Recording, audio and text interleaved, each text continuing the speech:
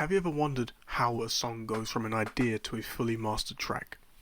I'm VLENTN, a producer and audio engineer, and I work with artists to take their ideas to the next level. In this video, I'm going to go over the song Ego, which is a project I worked on with my friends Oscar Gleeson and Hugh. I'll show you the tools we used, the decisions we made, and the steps we took to get this song from our idea to its final mastered released state.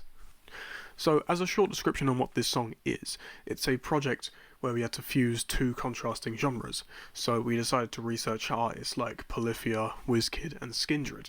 This is really progressive metal, and we wanted to add a little bit of Afro beats into it. So after doing some research, we wanted to capture the chaos that metal's known for and bring forward some rhythm and make that the foundation of this song. So because of this, we decided to start with the guitar and then build around it with the other instruments. So this main chord progression and riff was written by Oscar. He sat around for a bit doing a bunch of research and finally decided to stick with the key of D minor, I believe. The progression is simple, but the riff is complicated. This is typical in both Afrobeats and metal. So this is the main riff that we got for the chorus. If we wait for it.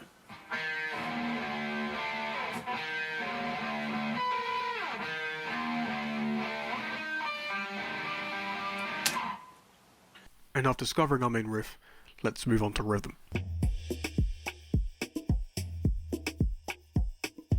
So for a tempo, we wanted to go for something that's kind of walking speed, around that 100 to 120 BPM mark. This is common with Afrobeats because it links the rhythm with the natural bounce of walking. This gives the song its drive. But to keep it sounding human, we decided to not use a lot of time stretching and quantizing on the guitars and the MIDI and any of that stuff. So after setting the foundation, let's move on to instrumentation and arrangements. Back into the chorus.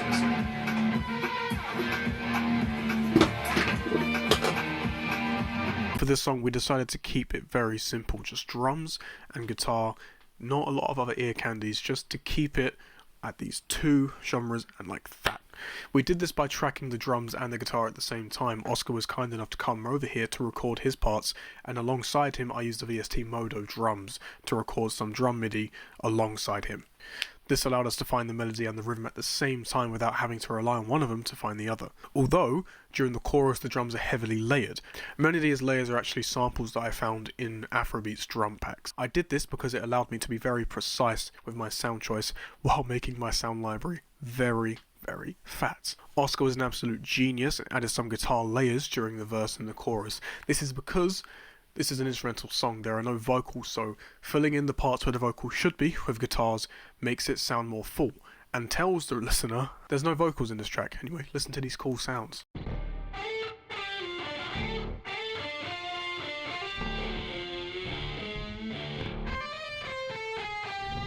And one thing I did want to brag about is the bass recording. We only did between 1 and 3 takes for this, I believe, no time stretching or anything like that, and it sounds perfect. You can nitpick in the comments. You can't. Listen to that bass. Ugh.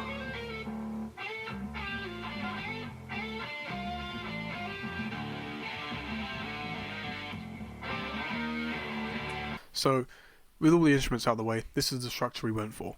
I wrote this very long, so to keep it short, I'm going to say intro, chorus, verse, chorus, break, contrasting section, another chorus, outro. 9 total sections in this song. Now when it comes to mixing, the one thing I want to make clear is before you go try out all of them new little plugins that you bought, looking at you Oscar, you have to do a bit of gain staging. This is to make sure that nothing is clipping and you have headroom before actually mixing. So to start with the kick, I used an EQ to cut out the unnecessary low-end rumble and boosted that 150 to 200 Hz range so it punches through the mix. Then I did some compression to make sure that they were consistent. This is because I recorded them by MIDI with a velocity sensitive keyboard. This VST I downloaded right here is so good for adding that crunch, that punch. Everything that you want to make these drums cut through the mix, this Cymatics Diablo Light plugin does all of it for you.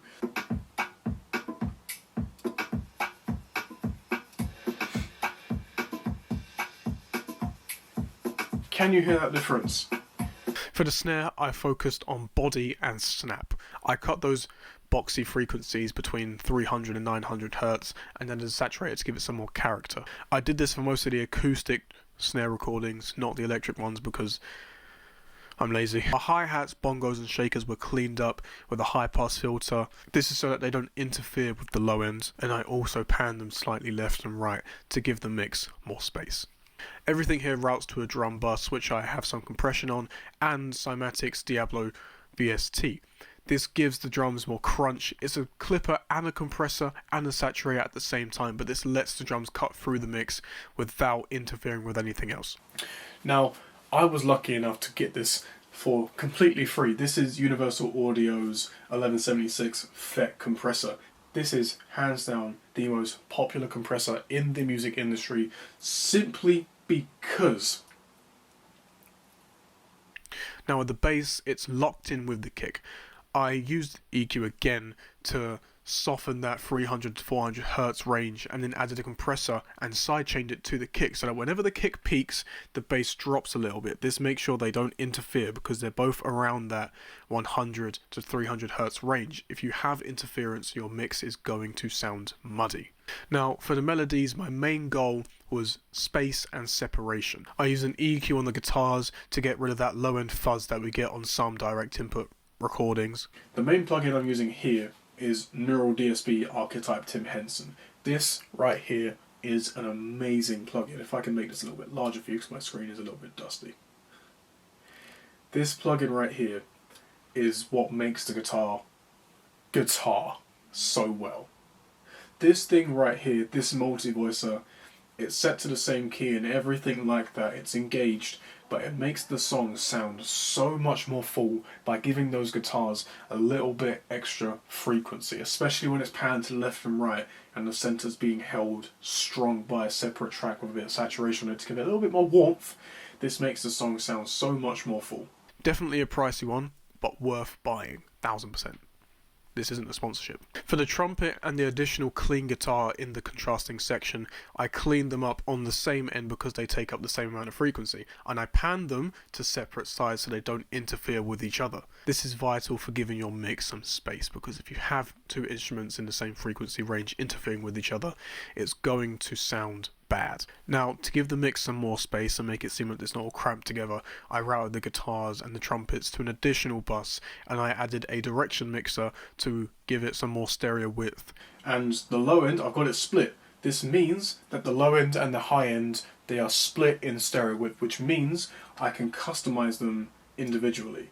Me personally, with my sound setup, I like to keep it around 1.10, 1.20. I don't like to keep it in that 1.0 range because I feel that with the way I mix my songs, it makes the song sound a lot more cramped, especially when you have a lot of tracks. Now, a key component in your mix is volume and panning. This makes the song sound less robotic and gives it more dynamic range. Obviously, having some cuts before a drop gives the song more oomph. You want that when it comes to Afrobeats and metal. Now, all of this is on a mix bus where I have EQ for balance, a compressor, which is a little bit like glue, but it's kind of light, and a saturation for character. Now, the saturator I'm using is from Tech Evasion. This is T-Saturator. This is definitely one of the most easy to use saturators. It's got tube, tape, clip, and fold. When it comes to drums, I've already got the Diablo plugin, so it's already got that clipping, that crunch, that punch, but this gives it a lot more warmth, especially when you're using tube. I like to give it that warmth because you're having all these acoustic instruments that are stacked on top of each other. This just gives them that little bit more live character, especially when you're using samples that are maybe deaded down by the processing beforehand. I am doing all of this while making sure that there is headroom for the master. A suggestion of mine: if your mix bus is getting too loud and you don't have enough headroom, turn it down by at least -6 dB. This gives it more than enough headroom if you're sending it off to a mastering engineer, because I can promise you, if it is clipping or if it's above -3 decibels, he will send it back to you. Save each other's time and just turn that fader down just a little bit so that you've got some room. Now for the mastering, because EQ and saturation has already been put on, I won't be putting another on. this is useless. Instead, I will be adding more compression to keep the song at a good range. For this, I will be using an LA2A simulation. This plugin right here, this is from Analog Obsession as well. This is called LA, but it's a simulation of the popular LA2A compressor. This has most of its features, although missing the presets. This is because Analog Obsession is also a free plugin developer. They don't technically do a lot when it comes to presets. They all just give you the analog, let you play around with it. It's great. Definitely use this on all of my mastering tracks. That's for certain. These compressors are absolutely amazing for master buses. They are great. I would highly recommend either Analog Obsession's LA or Universal Audio's LA2A compressor. They're practically the same thing. Then on top of that, I'll add a limiter to raise the volume and also cut down on those frequency peaks that are making the song clip. This limiter doesn't really have a lot for it. It's just set to plus 5.4 gain, a 1.20 release, because that's what sounds the best to me. You can have this around 50 milliseconds if you want that fast release, if you want the song to sound a little bit more snappy. But if you're working with heavy hitting, bouncing songs, you want it to have a little bit of a slower release, just to give that song a bit of a flowing kind of thing. This makes the song sound louder, especially when I turn that master fader up and nothing is clipping. After all of this, I'm going to add a preamp. My personal choice is Analog Obsession's Pred. This just gives it so much more warmth. If you're not really into mixing, you're not going to notice a lot about this, but obviously play around with it, see what you find best. By boosting the high end and giving the low end a little bit of rumble, it gives it that crispness, that warmth that you really want in an Afro beats and even a metal mix. So with all of that out of the way, here is the mix before.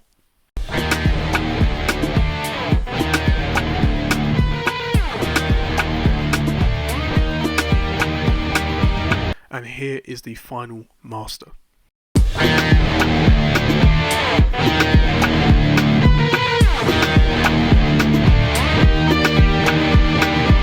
This is how me and my friends wrote, recorded, mixed and mastered the song from start to finish. If you like how this song sounds and you want to listen to the full thing, please feel free to check out Ejo by Oscar Gleeson. It will be on all platforms.